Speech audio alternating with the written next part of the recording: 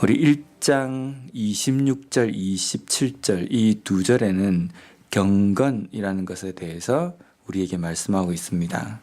경건, 거룩한 삶을 이야기합니다. 그런데 어제 이야기하는 경건 앞에는 어떤 수식어가 붙어 있냐면 누구든지 스스로 경건하다 생각하며 라는 수식어가 붙어 있고, 오늘의 경건에 대해서 이야기하실 때는 하나님 아버지 앞에서 정결하고 더러움이 없는 경건, 이렇게 수식어가 붙어 있습니다. 그러면 경건이라는 것이 26절에는 스스로 경건하다라고 이야기하는 것이고 27절에는 하나님 앞에서 경건한 것, 이것을 이야기합니다. 결국은 경건이라는 것은 누가 이게 경건한 것이다 라고 평가를 하고 이야기를 하냐면 우리 자신이 아니라 하나님께서 결정하시는 문제라는 겁니다. 우리가 내 스스로가 나는 경건한 삶이다 라고 이야기할 것이 아니라 우리는 하나님 앞에서 하나님께서 경건한 삶을 살아가고 있다라고 평가를 해 주셔야지만이 되는 경건의 삶을 살아야 된다는 겁니다. 또한 이 경건한 삶이라고 이야기하는 것은 완성되어지는 것이 아니라 이 세상에는 계속적으로 지속적으로 되어져가는 과정이라고 우리에게 이야기합니다. 디모데전서 4장 7절 말씀해 보면요, 망령되고 허탄한 신화를 버리고 경건에 이르도록 내 자신을 연단하라. 경건에 이르도록 계속적으로 나를 연단하라. 훈련을 받으라. 연습을 하라 라고 이야기합니다. 그래서 우리는 이 경건한 삶이라는 것이 지금 현재 내가 완성이 되어서 나는 완전한 경건한 삶을 살아간다 라고 말할 수 있는 것이 아니라 경건한 삶을 향해서 계속적으로 연습하고 연단하고 되어져가는 과정임을 우리가 잊어서는 안 된다는 겁니다. 그래서 이러한 과정의 삶을 살아가는 그리스도인, 경건을 향해서 나아가는 삶을 살아가는 그리스도인들이 온전한 경건한 삶을 살아가기 위해서는 26절에는 혀를 제갈 물려야 한다라는 겁니다. 그리고 스스로 속이는 채 하지 않고 삶에서 하나님의 말씀을 온전히 실천하고 그대로 행하는 삶을 살아가는 것. 그리고 이제 오늘 본문 말씀에 보면 하나님 앞에서 온전한 경건한 삶을 살아가는 그리스도인은 고아와 과부를 그 환난 중에 돌아보는 것이라고 우리에게 말씀하고 있습니다. 성경에서 고아, 과부, 이것은 부모가 없는 아이, 그리고 남편이 없는 아내, 여자를 그냥 단순하게 고아, 과부 이렇게 표현하는 것이 아니라 성경의 고아와 과부라는 것은 우리 주변에 생활력이 없고 그리고 정서적으로나 아니면 여러 가지 삶에서 고립되어 있고 외롭고 도움이 필요한 이웃을 총 지칭해서 고아와 과부라고 이야기합니다.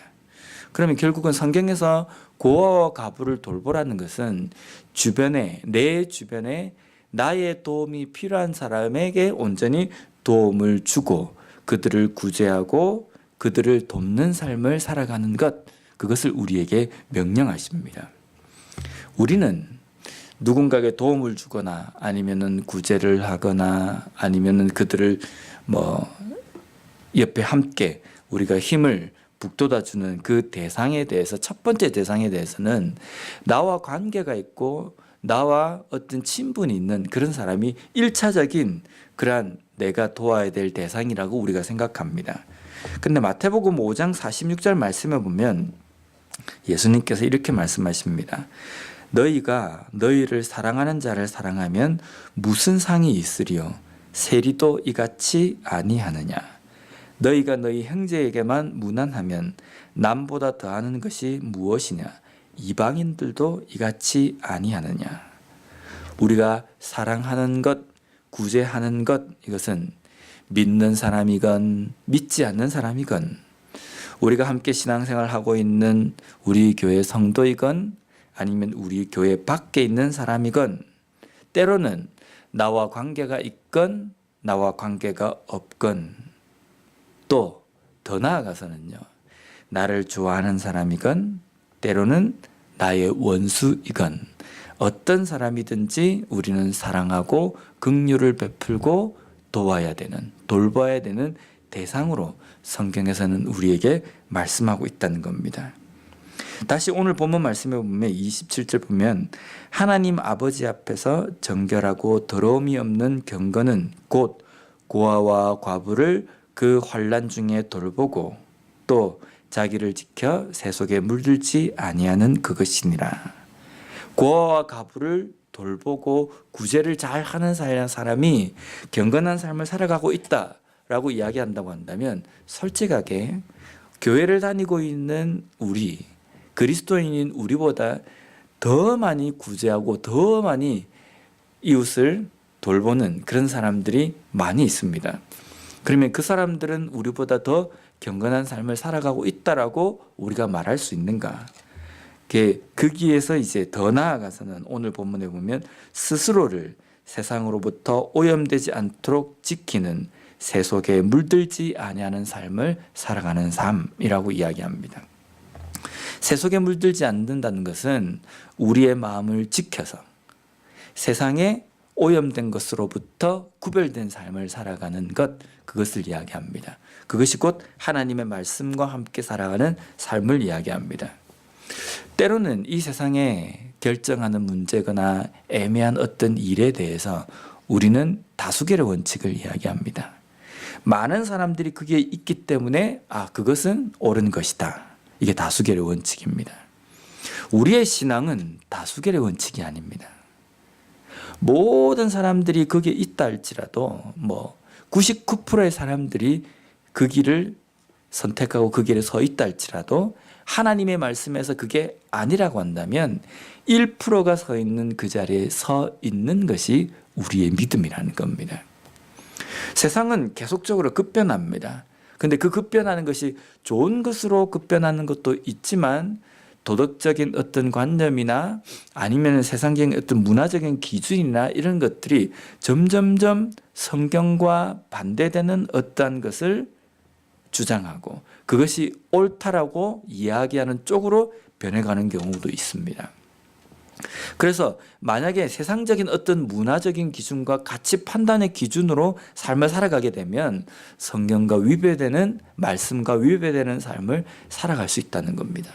그래서 세상 모든 사람들이 과거에는 그렇지 않았는데 지금은 그것이 옳다라고 여긴다고 해서 우리가 거기에 서 있어 버리면 하나님의 말씀에 반대되는 그 길로 우리가 걸어갈 수 있다는 겁니다. 그래서 새 속에 물들지 않는 삶이라는 것은 모든 세상들이 점점점 그렇게 변해가지만 변하지 않는 하나님의 말씀이 우리의 삶의 기준이 되어서 모든 세상들이 그것이 옳다라고 이야기한다 할지라도 하나님의 말씀에 의해서 그것이 옳은가 그렇지 못한가 그것을 분별하며 살아가는 삶, 그것이 가장 중요한 경건의 삶을 살아가는 중심에 서 있어야 된다는 겁니다. 오늘도 우리의 삶 속에서 또 우리 교회 가운데에서 경건의 삶, 우리의 혀를 죄갈 물리고 하나님의 말씀을 듣는 것으로 끝나는 것이 아니라 온전히 삶으로 실천하고 또한 오늘 본문 말씀에 주신 것처럼 우리 주변에 있는 그 누구에게든지 때로는 원수에게든지 사랑하고 돌보며 긍휼을 베풀 수 있는 삶을 살아가고 여러 가지 변해가는 그 세상 속에서 물들지 않고 거룩하게 구별된 삶을 살아감으로 말미암아 오늘도 우리의 삶을 경건에 이르도록 연단하는 삶을 살아가는 우리 모두가 되었으면 좋겠습니다.